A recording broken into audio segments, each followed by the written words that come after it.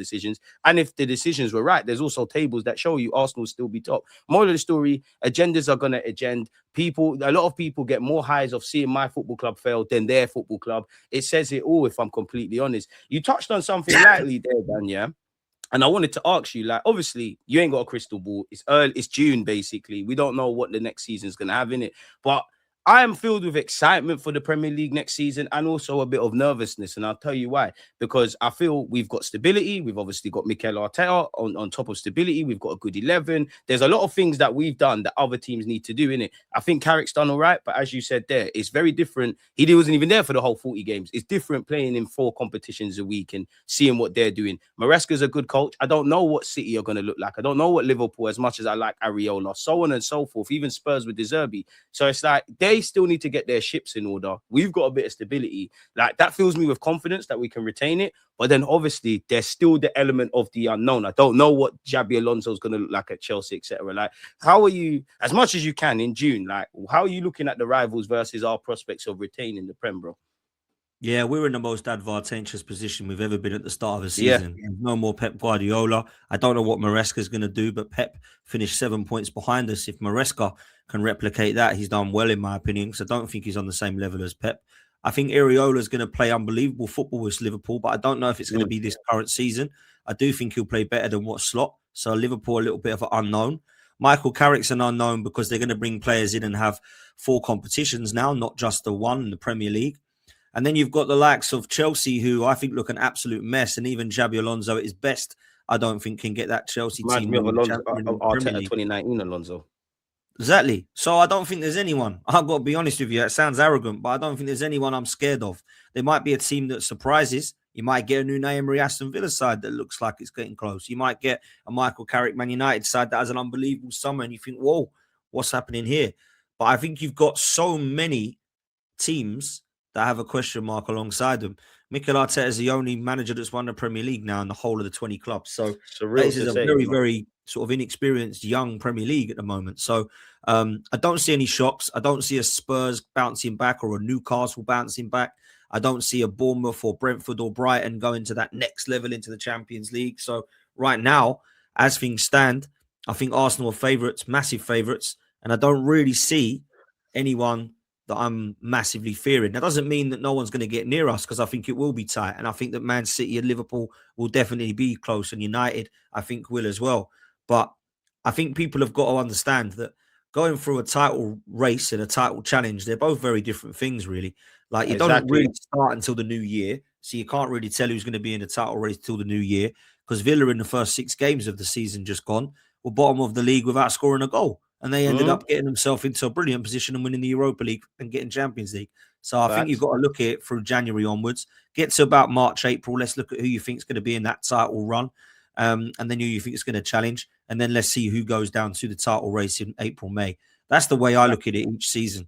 The rest of the time is just biding your time, and it's a marathon, not a sprint. So I look at who's available now management-wise. I don't look at any of their managers and go, I want to come against him. He's unreal. And I've got a lot of respect for Areola. I've got a lot of time and understanding of what Alonso did. But Maresca, I wasn't massively impressed at Chelsea. He looked okay. He won a trophy there. But I didn't look at him and go, I'll tell you what, Pep Guardiola's good. But when he moves along, that Maresca's ready, man. He's taking that City to win trophies. I'd be more scared if they had Arteta or company. Yeah, I would. I'd be more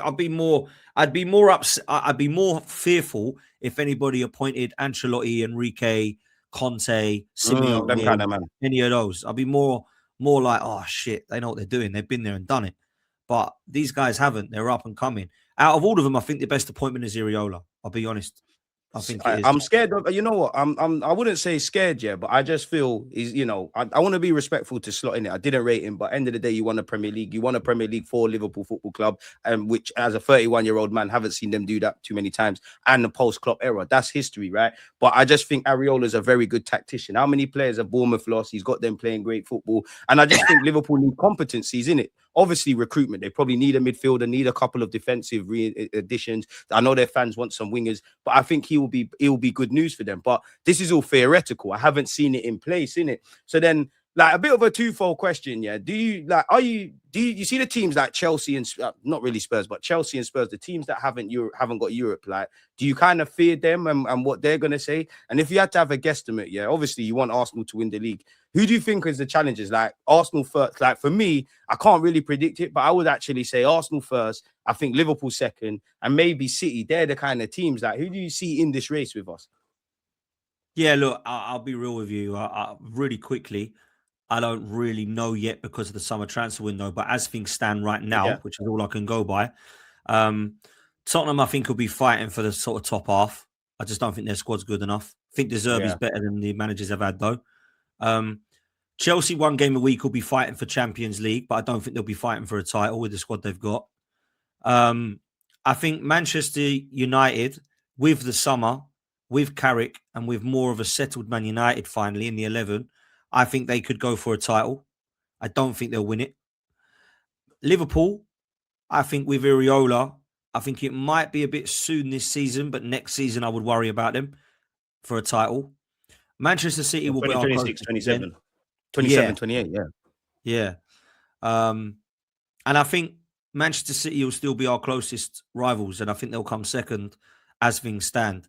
But the summer could change that with Arsenal, City, and the others. And the other team that people aren't talking about, because we're probably, hopefully, we'll talk about it, I'm sure, going to nick one of their best players, is Villa, who I think have got a good chance of having another decent season, Champions League and a trophy, which would be a good season for them. It would be a good season for them. If they won the FA Cup and come fourth, that's another brilliant season for Villa. A very good season, respectfully. Yeah. So that's kind of where I'm at. Sorry. No, it's minor, man. I wanted to ask you as well, Dan, like kind of away from this year. Do you think, obviously, we've won the league, yeah? Is anyone an Arsenal legend for you? Now, I use the term legend subjectively. I'm not saying they're with Tony Adams and Henry and that. I can't lie. I think Rice is there. I think Saliba and Gabriel are there. I'd even throw Raya in there. Agenda, but I'd throw Saka in there. You'd probably say the whole team. They're the first to do it in the Emirates era. Are they the best Arsenal side I've seen win a league title? 100% not. But I wanted to see your point of view with that. Yeah, I think it's hard to call any current player a legend.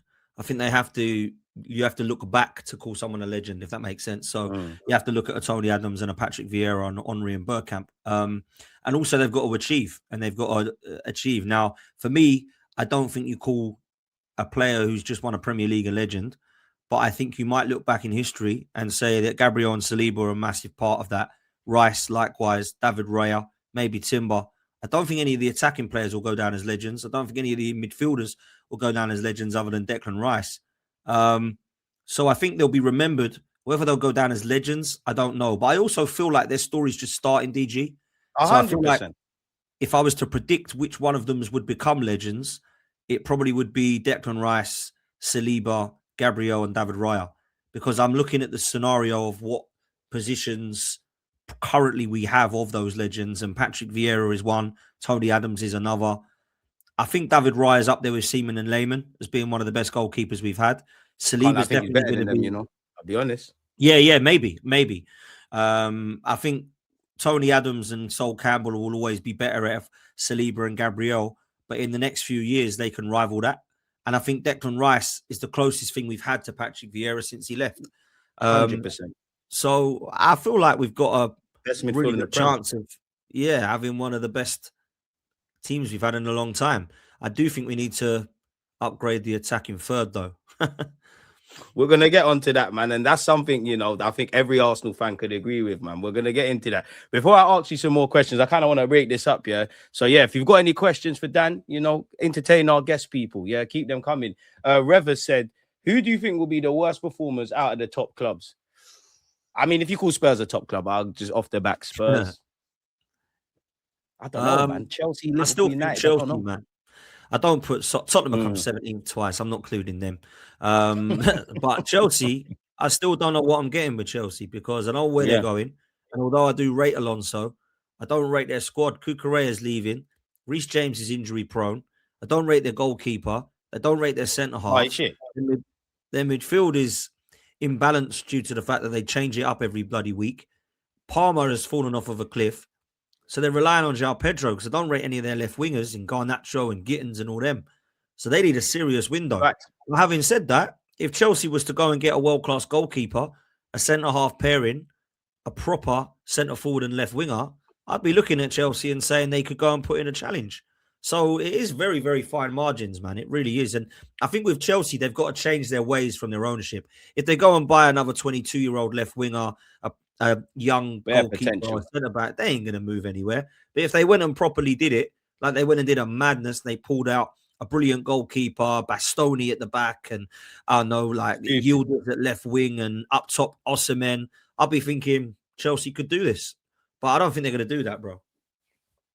And that's the thing, man. I've told you before, for me, I don't really want to be right, but I just feel Chelsea throw too much money at it for it not to go well. I do think their project eventually could go bang. I do look at Xabi Alonso because I've just rated him at Leverkusen in a sense of, like, I do think you could be like their Mikel Arteta, but as you said at the beginning, there's a lot of, you know, in the same way we didn't win a league title overnight, and the things we're happy about didn't happen overnight. You don't end up in that situation like Chelsea overnight. I just feel there's a lot of gutting that they've got to do. There's a lot that needs to be done on a tactical front. You alluded to it in terms of recruitment. Rumors are rumors, yeah, but, you know, I don't know if Cucurella's there, Enzo's there, this one, that one. They need Palmer to get fit, but I do think it could kind of work. This is why I asked you the question at the beginning, because the only thing you can predict Arsenal, I'm not even saying we're necessarily going to win the league. You know, we're going to be good defensively. You know, we're hoping to evolve in a tactical front. We know if our attackers stay fit and get that kind of form, what they can predict. You look at Liverpool, you look at United, you look at Chelsea, you look at these guys, and it's exciting on one hand, but you just don't quite know what's going on, man, if I'm completely honest with you. I wanted to ask you this as well, yeah. Is Declan Rice, two questions actually, is Declan Rice genuinely the best midfielder in the Premier League for you? And is Saliba the best centre-half in world football right now? Saliba's definitely the best centre-back in the world, in my opinion. That is a definite for me. Don't see anybody other than Gabriel, funny enough, that comes close. I think Van Dijk is showing decline as a footballer in the last 12 months. Rudiger likewise. I think Bastoni's a really good centre-half, but I don't put him in the same bracket. And then I'm running out of centre-halves. Marquinhos might be the next on the list, but I don't think he's better than Saliba. As for Declan Rice, he's definitely the best midfielder in the league, but I don't think he's in the same bracket as Pedri or Vitinha. I've got to be honest with you. I think those two are just ridiculous. Stupid. But I think Declan Rice is up there. I think he's better than Caicedo. Some people don't. I do. Way better. I think he's probably shown that he's better than Rodri in the last 12 months, albeit Rodri's different level when it comes to the last 5 years. Yeah, but this current Rodri, yeah. But currently, I think Declan Rice is only behind Vitinha and Pedri. I really do. Which is a massive compliment, by the way. People might think that's harsh, but it's not, because Pedri and Vitinha are ridiculous level. They're like scary level. Yeah, so I think Declan Rice, albeit they're a little bit different, all of those, they've got a little bit of different, like Pedri's a little bit more like Cesc. You've got Vitinha, who I think is probably the best 8. Yeah, and then you've got Rice, who can play everywhere. So I think, I'll put him, and I'm saying he's near them. He's not like, it's not like these two are up here and Declan Rice down here. He's in the same room as them. Yeah, he's in the same room. That's where I'm at with Declan Rice. And I think what Rice can do, which no other midfielder can, is his dead ball delivery and his set pieces are just ridiculous. He's technically gifted. You know, I spoke to Steve, the madman, who knew him when he was 15, 16 at West Ham, and he said, like, I see him just sticking in balls, smashing the crossbar, technical ability. I thought, this guy can't be a centre-half. He's unbelievable. And that was at 15, 16. So he's always had it. And he's shown it luckily at Arsenal, but you won't get them free kicks out your mind. Them Real Madrid free kicks, no one can understand. I don't think he can even understand how he did it. You got to have technical ability to do that, bruv. You know what I'm saying? Yeah, facts. So I think he is the best in the league, and I think he's best in the world alongside Pedri and Vitinha, who I think just nick it. I think the guy's ridiculous, man. I mean, anyone that's played football, yeah, a man, even in Sunday League, if you got a man that plays like Declan Rice, it makes your team better. He's a man that's, when he's not there, you see his things in it. He's an all-rounder. I think he's, like you said, Pedri and Vitinha, blessed technically? Of course not, but he scores high at everything. He's an all-rounder. He can intercept, he can score goals. As you said, dead ball scenarios, you know, the interceptions. He's a leader. There's so much that I like about Declan Rice, but if I had to say one thing, I just think you're clutch, bro. It feels like you've made 105 million look like 15 quid. I don't feel comfortable if you're not in this team. I do think you're en route to be an Arsenal legend. It feels like you've always been here. We all Obviously, you didn't arrive here as some little man random player. You was established in the Premier League. You was that guy. Somehow you've managed to get better. So I can't talk up Declan Rice enough. The very fact that he's become England vice captain shows his qualities as well. Like he's amazing. And you mentioned centre half. I do think towards the latter end of his career he'll go back to centre half, but somehow the man keeps improving, keeps evolving, keeps showing this level of consistency. There's not a team in world football I don't think he could get into. I'm not saying he's better than Vitia and all of them guys. Luis Enrique would love him. He gets into Real Madrid. He plays at Barcelona. There's not a team in this country he doesn't play for. Like, honestly, we're lucky to have him, man. And I can't talk up Declan Rice enough, which leads me to ask you this, yeah? Because this is something that was born out of my WhatsApp group chat, Dan. Like, somebody asked me, who's Arsenal's most important player? And I was ooming and ahhing. On one hand, I'm like Raya, because I do think we underrate Raya a bit in that goalkeepers, they can make a million saves. They don't really get a bit of clout. Without Raya, we're in problems. Then I think Gabriel. Then I think William Saliba. Then I think Declan Rice. And honestly, they've all got a case. But I would, if you were to put a gun to my head, I probably would say Rice, purely because it's not that we were good with them, but if we're without Saliba and Gabriel, do I think we could do a thing for four to 10 games? Yes. Without Raya, I'm not saying I want Kepa, but with our defense, we might get away with it. If there's no Declan, I think we're in serious problems, Dan. So, like, where are you at in that? Who is Arsenal's most important player? Techie, man. It used to just be Saka. I would have said Saka. But I have to go with Rice, bro. I have to go with Rice. Oh, am I back? Or is he back? Is it my Wi-Fi? Can you hear me? Yeah, you're back now. I think you cracked up still. Or is it me, folks? Let us know in the chat. Can you hear me, yeah? I can hear you. I'm starting to think it's me. People, is it me or Dan? Okay, as long as you can hear me. Yeah, I can hear you. Let us know. I'm confused myself. You're back now. Sweet.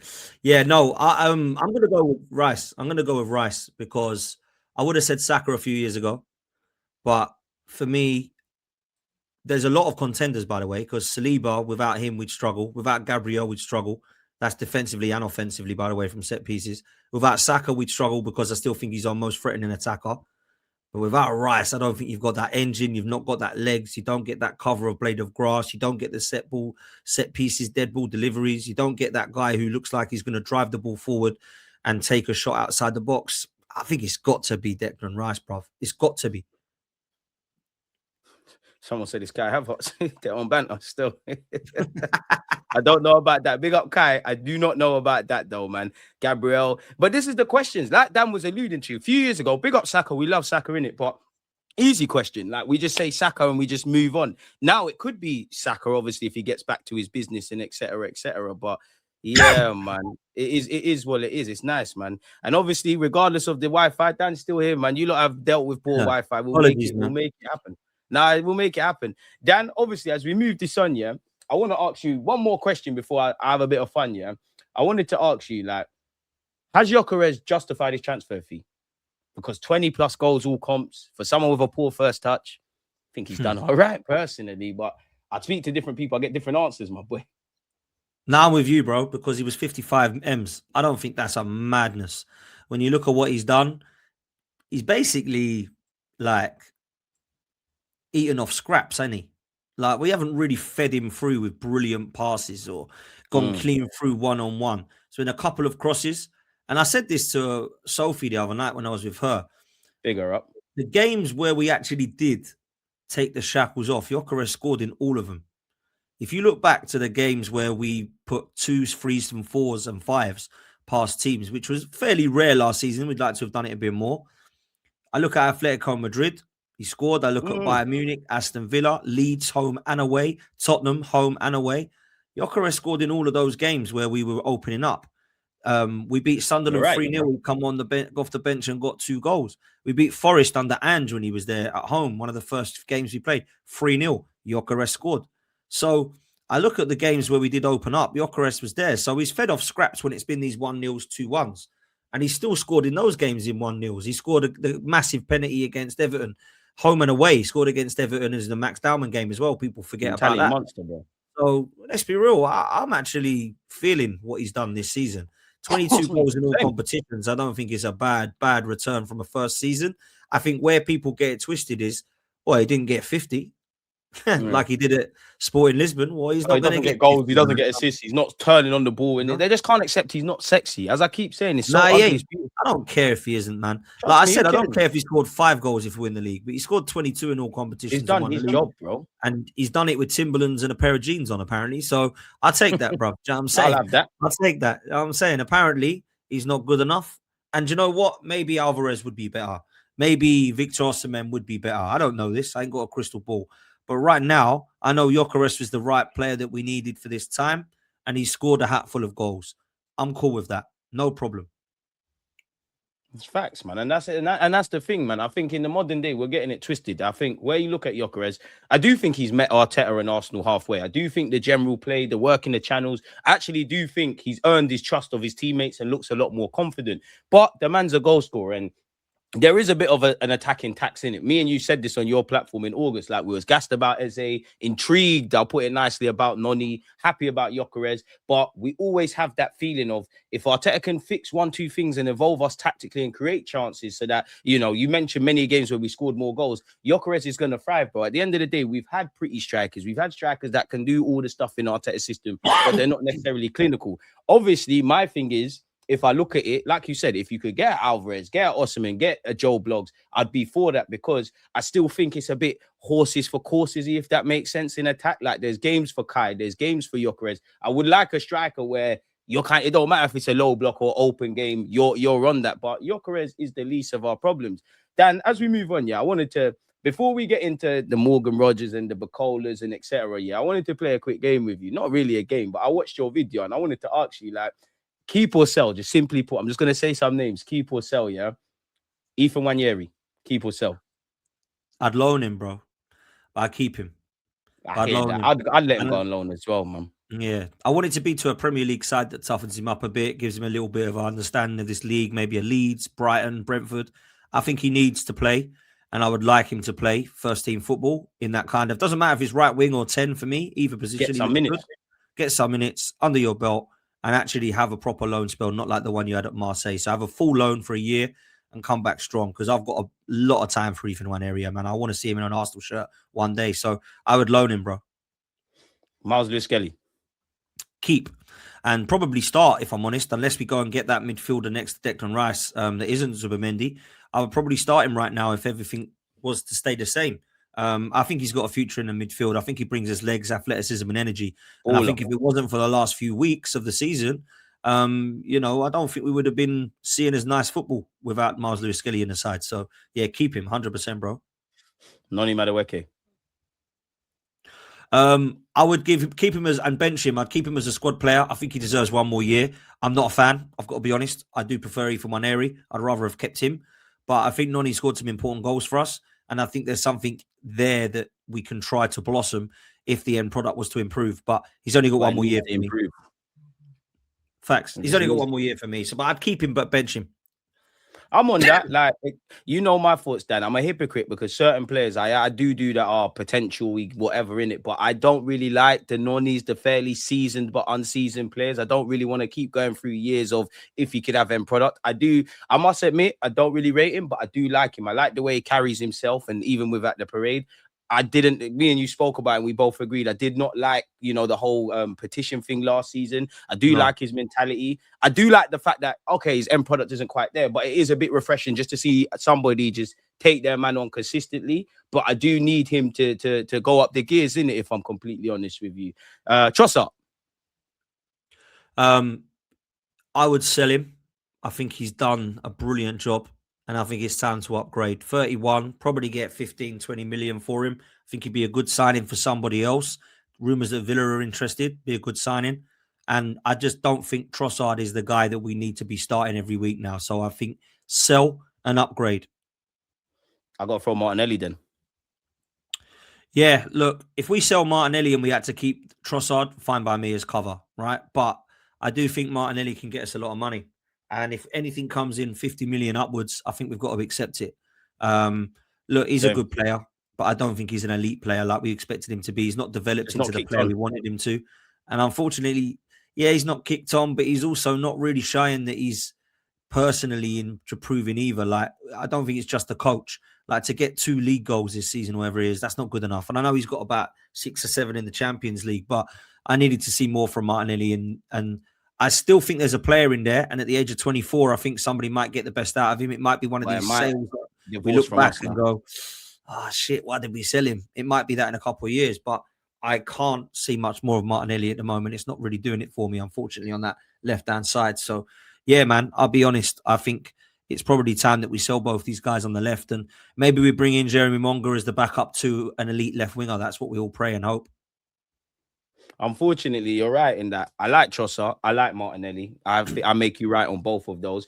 I don't think I want both of them to go this summer just because of depth and all of that. But I don't know how the club's going to look at it. There might be more of a market for Trossard because he's, he might want to get a longer term deal. He's going to cost significantly less. He's probably on less wages than Martinelli. Martinelli's younger. It seems like he's got admirers in Europe. There might be more of a market. So that's down to Berta and Mikel Arteta and whatnot. Obviously, as you said, Martinelli has had some clutch moments, but numbers-wise, we don't know what we're getting. I feel Trossard started last season great.